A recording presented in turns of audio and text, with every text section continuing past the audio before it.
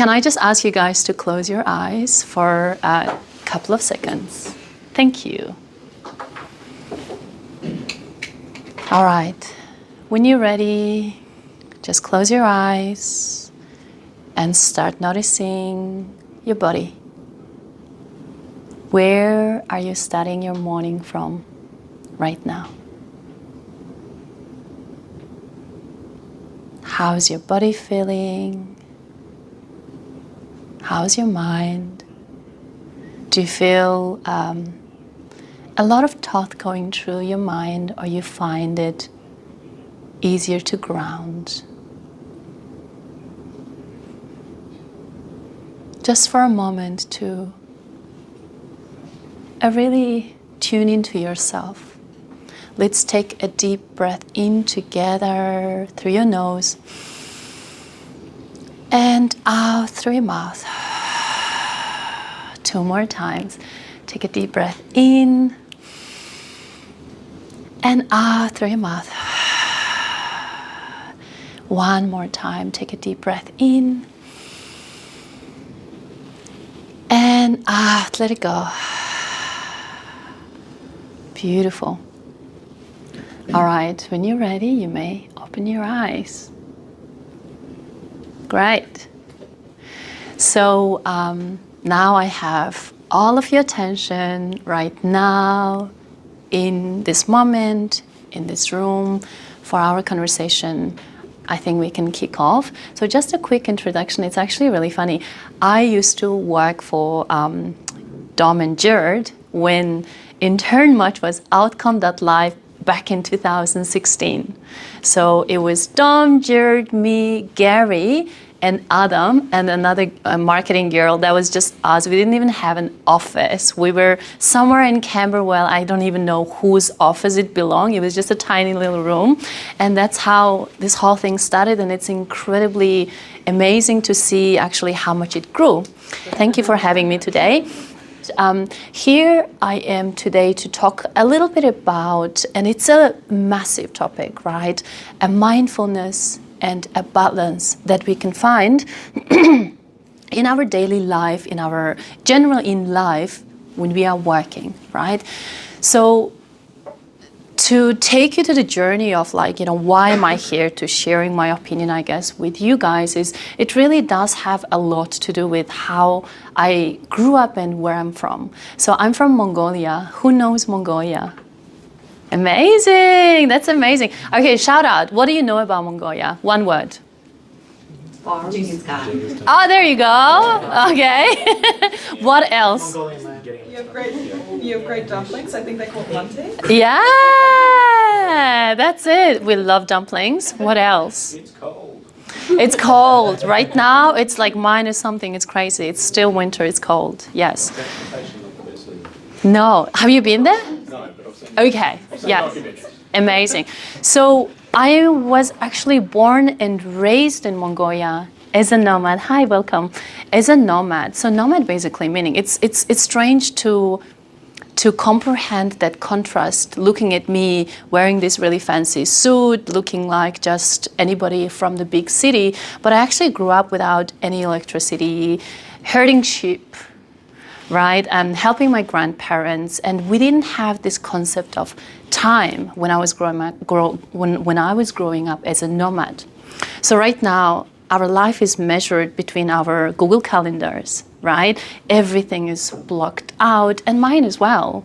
It's really crazy, which is why I feel like mindfulness should really be part of my life if I want to continue this modern existence, right? So just to paint a picture, imagine yourself being a nomad in Mongolia. You live in a yurt, right? Yurt is just a little wooden framed tent kind of thing covered by a felt. And there's very minimal furniture inside. Everything is essential. Everything you have there is essential. There's no materialistics. There's no closet with hundreds of clothes. There's no plastic bag. I remember when my grandparents traveled to a city or another town, they would actually put their clothes inside a big a cotton sheet, and they would just tie it. and then they'll carry it, right? So we didn't have electricity, we didn't have TV because there's no electricity, right? And there was this like amazing Venezuelan soap opera that everybody, the entire country was actually obsessed with, called Carasucias, I think in the Spanish name. We used to travel 3 mountains with like a horse cart, sitting on a horse cart, to watch that in a family that they have a TV, right? So that's how I grew up. And really the life was measured, the day was measured as a space between the sun and the moon. Meaning, because we didn't really have a physical clock hanging on the wall, right? We will rise up or we will get up with the sun rises, and then when the sun goes down, because there's no electricity and candles were quite rare, right? We would go to sleep and then we'll do the same thing over and over again. So now when I think about it, there is no distraction for us to be not in the now. So the reason why I asked you guys to close your eyes and take a couple of breaths is actually for us to come in the now. So you might be wondering, what do you mean by that, right? And there is a lot of scientific studies around the brain and our thinking. And the majority of our thinking is never in the now, like right now. We think either in the past or in the future. So if you find yourself being sad, being, like this sense of like, I'm depressed. I think this word is thrown around too much in this society. And the word depression actually doesn't exist in my language, in the vocabulary of language, because, why would you be depressed if you live in the now? Because your thought is not in the past, because whole existence of yours is to be right now, to function, to do exactly what's right in front of you. So you don't have the luxury of just simply sitting around and thinking about the past or the future, right? So if you find yourself, like longing for something that is familiar or being sad or depressed, it means that your brain, your mind is actually living in the past. You're somehow stuck in the past.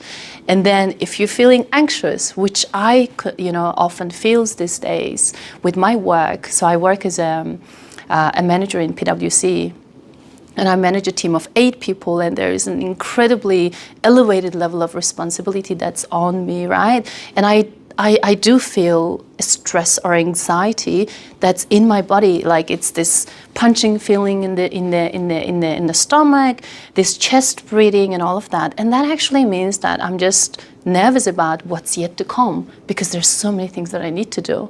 Right? So you might, who resonates with that?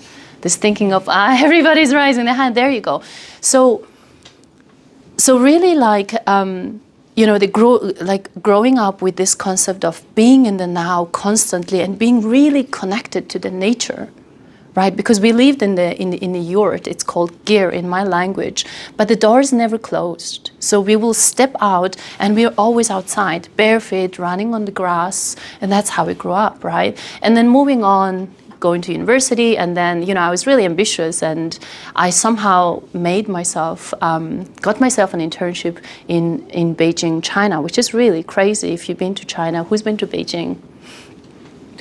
It is a city packed with people. If you think Melbourne CBD is busy, that's next level, right? I always remember the first time that I arrived there and getting out of a train station, it's just sea of people. And I'm thinking, oh my goodness, and the noises that comes with it, right? And it was really exciting at the beginning, but then very quickly it became very anxiety-driven, for someone like me who grew up with that level of, peace and quiet and simplicity. And then I started working as a diplomat in China. So I started as consulate assistant in Irish embassy, and then moved on to work in Australian embassy for 6 years. And I was living this really high life of diplomat, an amazing career that comes with a really good financial security and all of that. But I was just really anxious, and I was thinking that I don't think I can continue this life, because I don't think it's meant for me. But I really wanted to. And one day I accidentally come across yoga classes. I just followed my friend to this class, and there was an Indian teacher, and we did this 90 minutes of yoga, and then in the end there was a pose called Shavasana, that you completely lay on the floor and you let go everything and anything that's in your body. And I remember in that moment that I felt that peace and quiet and spaciousness that I grew up with. And that's when I realized, okay, so this is what I could use as a practical tool to connect to my own identity and my own being, to continue living this high life that I really, truly desire. So this was back in 2009-ish. So all of these years I've been doing yoga and meditation very often, like, throughout my, basically in my daily routines. And I was able to achieve incredible things with my life just because I can tap into the power of the now using that. So think about, speaking in front of a lot of people, it's a very stress-driven thing, right? Like, I think there's a studies that public speaking is one of the biggest thing that people are so scared of. The fear is almost near death, right? And I remember when I was invited to do a TEDx talk, I was really excited at the beginning. So it was at my uni, TEDx Monash.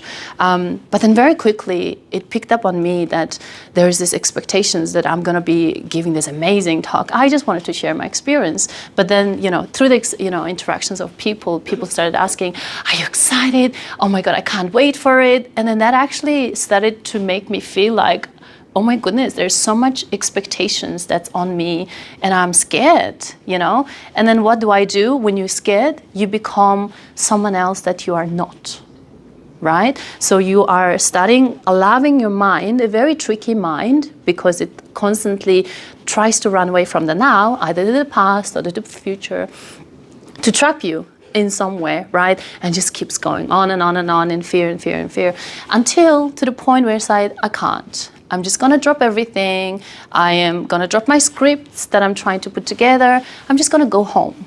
Go home meaning go back to my body, my breathing, my existence, my energy. So I will just drop everything. I'll roll on my yoga mat and I'll sweat, I'll breathe, I'll meditate, and I'll come back again. So every time when there is something that I have to do, right now I run a lot of leadership meetings at my work, and it's scary because these are the big bosses of PwC looking at my data and challenging my ideas and strategies that I'm putting forward, because I'm challenging them and their work through the data that I'm presenting, right? It's a scary world. But if I go back to my body, my mind, I will be able to deliver my message where everybody pays attention, and then we can drive actions through that, right? So I think really somehow everybody has a different definition of success. If you were to define success, in your career, let's say, we are at the workplace, all of you are here for some reason, right? Like you all want to achieve something with your life, with your knowledge, with your, with things that you have learned.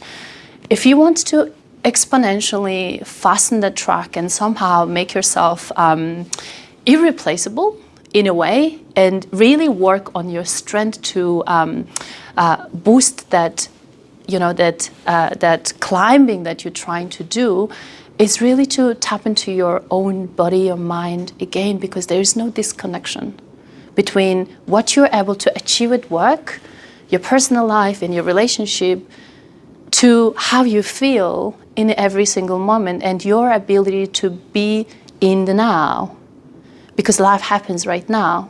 You talk to people right now, you engage to people right now, you create connections in the now, not in the past or not in the tomorrow, right? So this is why I'm so passionate about this idea of coming back to yourself, especially the corporate world. Why? Because there's so much stress, right? And I think, again, in my language, I think the word stress doesn't exist as well. We never lived stressful life. Obviously, at the times of Genghis Khan, he was going around conquering the half of the world. I don't think he was stressed. He probably was like, I'm sure he had his own mindfulness practice to just say, I'm gonna go get this country now, and boom, he get it. Do you know what I mean? So I feel like we can't allow this mindset of stress and what's happening to take control of our life and our existence, because it is so beautiful that all of us exists and we all can do different things. I'm different, I'm good at this and I'm not good at, putting data together or crunching data because I don't want to, because that's not my skill, right? And that's where I feel like, again, if you don't tap into your own self and have a very honest conversation with yourself, we tend to choose a career that doesn't complement who truly you are and your core skills. And especially for those of you who just are starting a career, it's incredibly fundamental to understand yourself from inside out.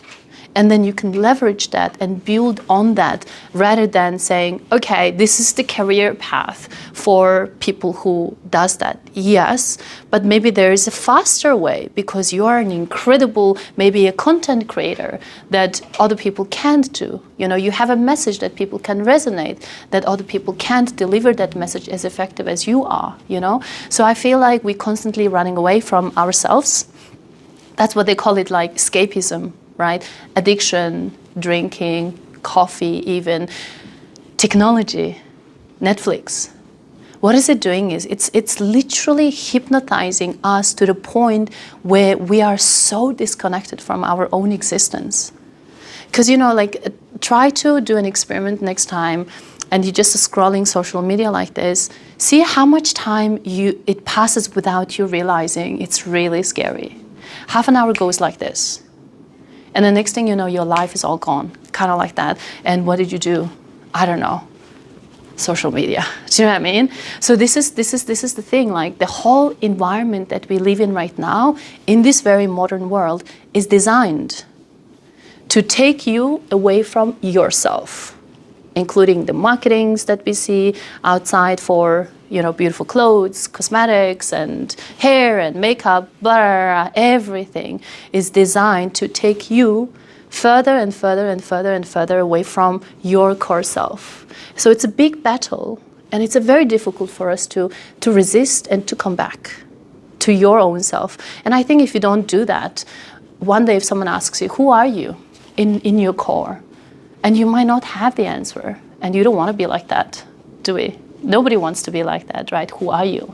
And you don't have the answer because you're never given the thought of who you are. So what I wanted to give you guys is really practical tip of, I guess, what I do in my life to create a balance and to create an awareness around it. The very first thing I would like you guys to take away is this concept of juggling a ball. Yeah?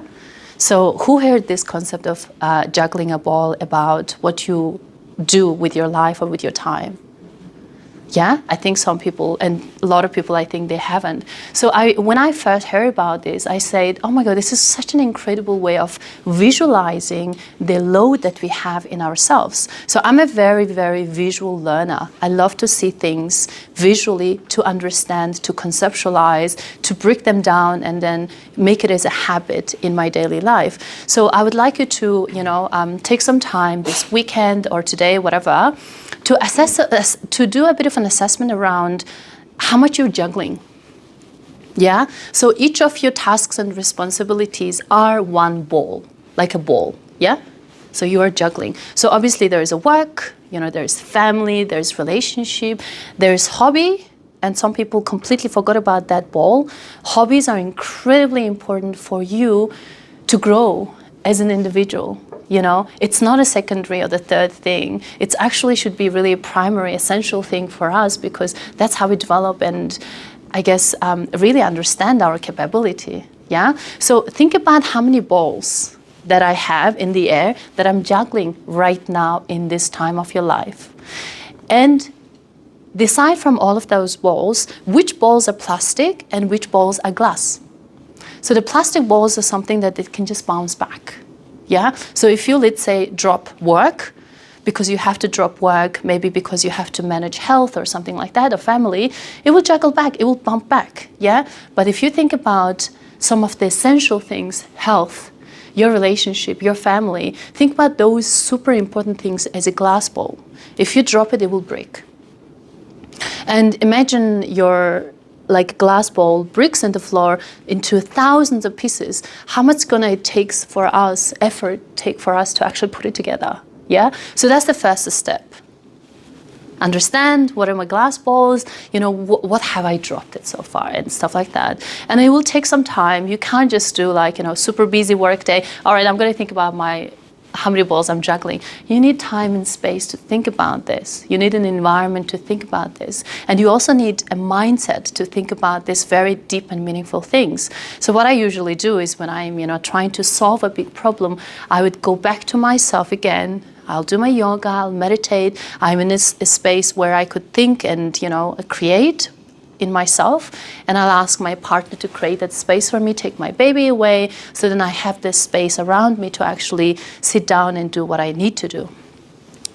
Once you do that, the second thing that I really like is, again, convert those balls into cups. Yeah? So your work. Maybe it's a glass bowl for you, or maybe it's a plastic bowl for you, and then convert that into a cup. And then make an assessment of how full this cup is right now. Yeah? So sometimes we don't get to do what we really like to do. And in a company like this, where there's a lot of opportunities, you can have a conversation with your employer, your manager, your boss. I'm actually really good at this sort of things. I don't get to do. Can I please get involved more in this? Because that's where your satisfaction in yourself at work comes from, right? And then again, assess your health cup. How am I? Am I healthy? Recently I watched an interview from one of the directors that I previously worked at PwC, and an amazing, incredible woman. And she left the firm last year. And then this interview, she talked about her struggle with cancer, which I had absolutely no idea, because she shielded that really well, that nobody at work knew about the struggle that she was going through. And I guess, I don't know about her age, but maybe 50 plus. And then there is a question that she's been asked, how long have you been stressed from the doctor? And then she goes, oh, okay, so kids, work, 20 years? So that's the cancer. That's why she had the cancer, because she never really paid attention to that ball, which is supposed to be a glass ball, which if it falls, it drops and breaks, right? And 20 years after, she had a cancer. Was it worth it? Is it worth it? I don't think so. Is any of this, the struggle that we go through worth the struggle that we may have in 20 years of time? No, right? We could prevent that. So think about the cups and which of the cups that you actually need to work on to fill it in the next couple of months or years to come, right? Your hobby, is there any cup? Is it completely full or is it completely empty, And then you sort of, work toward filling the ones that you actually need to fill. So this is to do a bit of an assessment around your life. And I think this is what, Big Four sort of teaches you to be this, to break things down, to strategize. And I love that. And that's what I learned from them as well. When you're trying to solve a problem, here today we're talking about, energy and how we can balance our energy, how we find a balance in our life and work, right? So the very first thing is to reflect, to think about where am I, how everything is going, and then take a step on that. So once you did that, what I would highly, highly, highly encourage you is to increase the awareness around your body and your mind, particularly around your breath. Do you know what your breath is? It's a sign, it's the only truth that actually is an indication of you leaving. The moment that we stop breathing, we die. The moment that we're born, we take a massive breath and we cry. So this is the only indication that we actually exist and we live. And who thinks about your breath ever? Nice, beautiful. 2 people thinking, 3 people thinking about the breath. So I would like all of you to notice this beautiful channel that you have that's here available for us to actually increase the bodily and your mental awareness. What do you mean? You might be thinking, what do you mean by awareness? So we have 5 senses. Hearing, tasting, touching, looking, and the last one, I can't remember. Yes, smell. There you go. Thank you. Every time I talk about these 5 senses, like one is always missing. The true being of mindful, mindfulness, this word is thrown around so much these days. But really, like when I think my interpretation of what mindful really is to live from your senses, right? So we oftentimes just look, you look at the beautiful tree and you just see it like, oh, it's a tree. And I remember I did this 10 days of Vipassana. So it's silent meditation that you sit for 10 days without absolute no distractions. They take your phone, your book, everything away. And all you have is yourself. It's a really scary place to be. I highly recommend it, but also at the same time, do not recommend you if you're not into meditating yet. The one thing that I've learned very straight away from that time of so much struggle dealing with my own thoughts, because I sit down, I've been meditating, as I've noticed, I told you guys, many years, but then maybe half an hour a day, right? And then I know the next half an hour I'll meditate, so I'm happy and I'm centered, I'm here.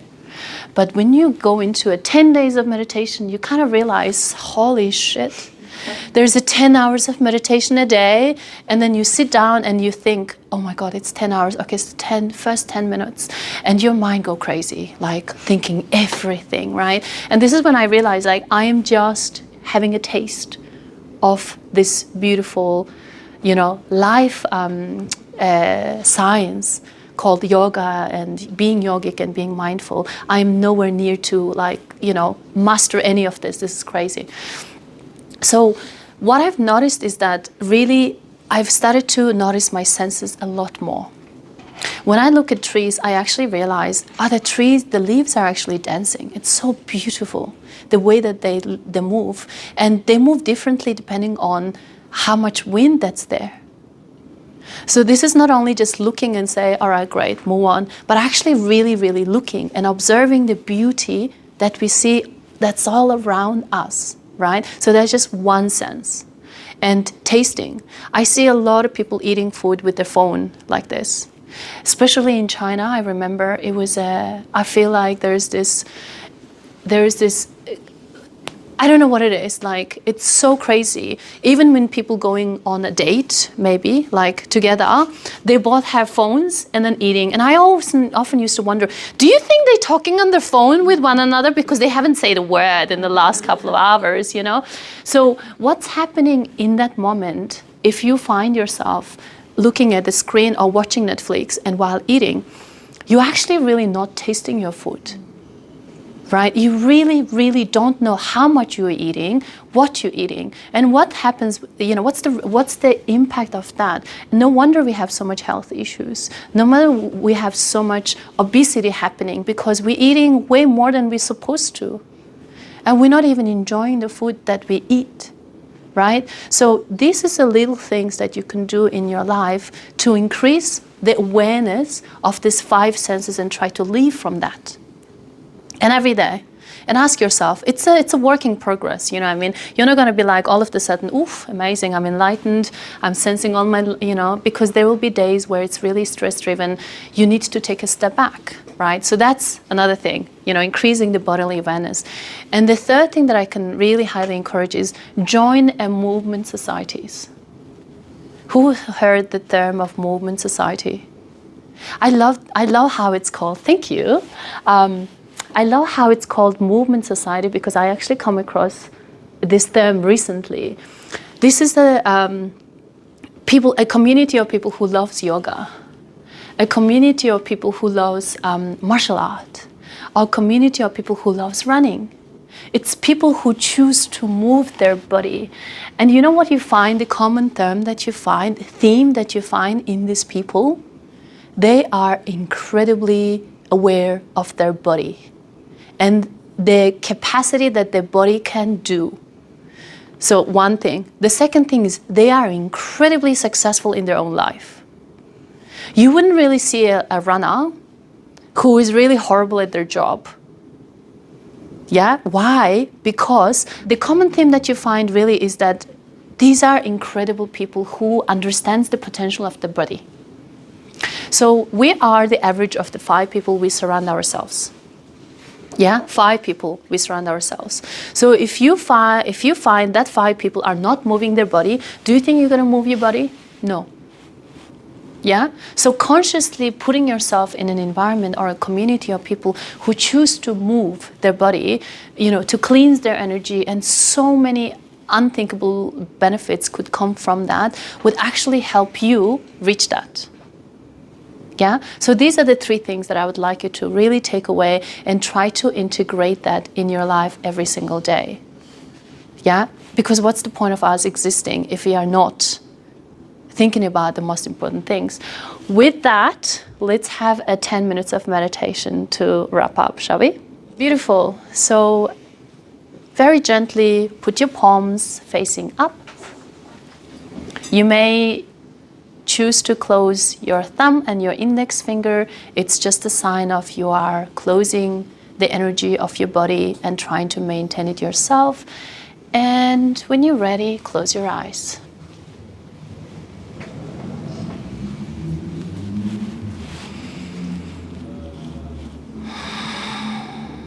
Again, just noticing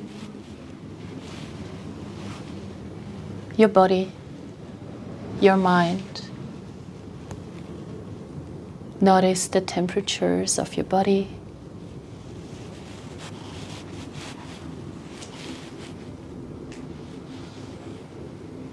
Notice the sound of where we are. The sound that's here. 1 and out. 4, 3, 2, 1.